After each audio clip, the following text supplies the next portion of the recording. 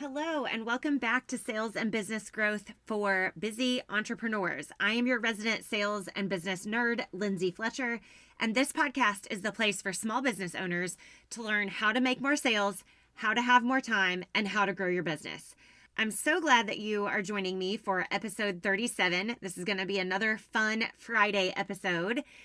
I am featuring listener questions on the podcast, and I have another one that was submitted through SpeakPipe. So if you have a sales or business growth or time management type of question that you'd like answered on the podcast, leave me a voice message at speakpipe.com/Lindsay Fletcher, or you can email me a question and I'll read it on the podcast. You can email me at hello@lindsayfletcher.co. Okay, let's dive into today's question. This is all about using social media in your business. And this question is from Melissa. Hi, Lindsay. This is Melissa. My question is about social media marketing. It seems that to be successful, you have to post so many times every day and about everything you're doing. How do you make it without continually posting about everything in your life and everything you're doing all the time? Hey, Melissa, thank you so much for this question. It is one that I am so freaking passionate about because I think we've been bamboozled into believing that we have to live our whole lives on social media for our businesses to grow. And I know that that just isn't true. The business that my husband and I run together is proof, and I have many business friends that agree with me. I am hardly on social media personally, but we do use social media as one part of our marketing strategy. I'm actually hardly ever on social media where the public can see me. So I do go into my Women in Business Facebook community that I'm growing with alongside this podcast, however you want to say it. I am on Instagram. I'm trying it out again for my consulting business. But here's the cold, hard truth. At the end of the day, follower counts do not equal dollars. So let me say that again for the people all the way in the back. Followers do not equal dollars. So while social media might be one part of your sales and marketing plan, it should just be that. One part of your sales and marketing strategy. Oh my gosh, I'm getting so fired up about this. I could literally talk about this for hours and hours, if not days and days. So I'll put some kind of practical advice or tips and tricks here for you, Melissa, and anyone else out there listening. I'm hoping this resonates with a lot of you. Here's how we approach our social media in our service-based local business.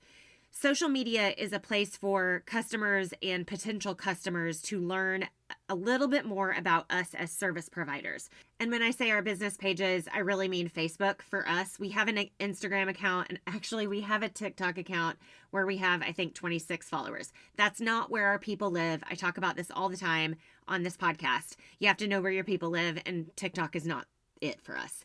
But basically what I mean is Facebook, but we do have an Instagram account. We don't really use it much. It's just a place for us to funnel customer reviews, pictures of our work, and we do updates about our company on our Facebook pages. Then we share those posts into local Facebook groups, and that's where the real social media magic happens for us and our business. We do show our faces every now and again in our posts because it's important for our local community to know that we live here, we work here, and we're raising our family here. But we do not live on social media by any stretch, and we certainly don't share everything in our lives. I probably could share our whole lives on there because we have 4 kids and they would keep y'all entertained for hours. But we use it for more of a portfolio type of place for our customers to get kind of immediate information about lightning delays or phone systems being down or whatever. And also for new customers to see the work that we've done, the before and after pictures. So more of a portfolio type of place for new customers. Now, in my consulting business, I'm using social media a little bit differently. I'm growing this business more online than I am in person, meaning my sales and marketing funnels are mostly from my online platforms or sources. So my podcast, my online women in business community, and my email list. Again, it is only one part of my sales and marketing strategy. So I'm doing other things to market this business, but the online space is where I'm building it for right now. Here's what I've learned about the online space. It is harder to build trust. People will watch you for a really, really, really long time, like maybe years before they actually buy from you. The sales cycle is a longer process from awareness to purchase because the building trust phase lasts a lot longer. Anyone can Google, how do I sell my product, and regurgitate it on Instagram, right? But if you really know how to sell, or you really know this particular topic, then you can troubleshoot with people and you can give them really good sound advice. You can say, hey, I've been there. This is what I did and this is how it worked out. So I guess in the online space, it's a lot longer of a process. So you kind of have to toot your own horn a little bit more so that people learn more about you. And then the more they learn about you, the more trust that they will then place in you, right? So tell them why they should trust you, what your background is, what your experience is, and you'll have to prove yourself with your content. Now, here's where I think online businesses miss it. And actually, a lot of small businesses miss it, but especially the online space, especially for new online businesses. Even if your business is online, I suggest still having some sort of grassroots style components to your sales and marketing approach, and network a little bit. You can still build your business locally because local people know other local people, and they also know people that are not local to you, right? So share your content in local Facebook groups, invite your online friends to like your pages or your profiles.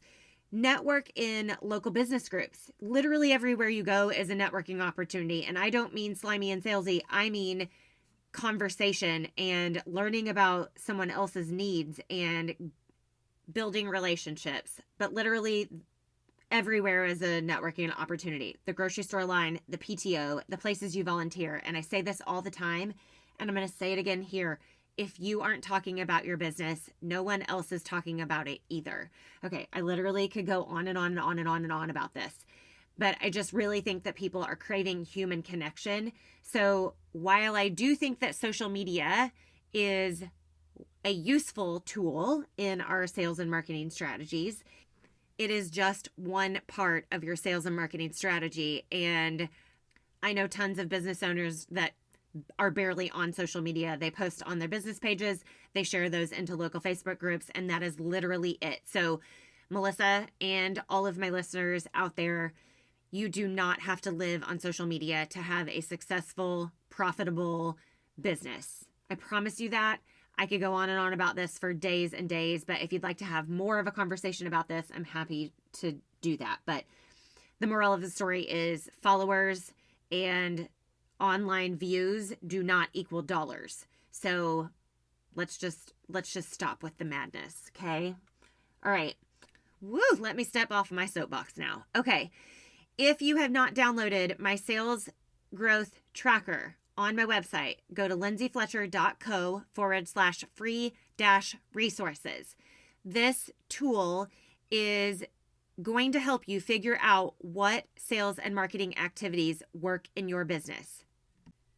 You can do all the sales and marketing activities that you want, but if you don't know what is working and what is actually bringing in money into your business, then you are wasting some of your time. And wasting some of your time is like wearing a bra at home or a tie around your neck at home when you don't have to. So let's stop doing that stuff, right? Okay.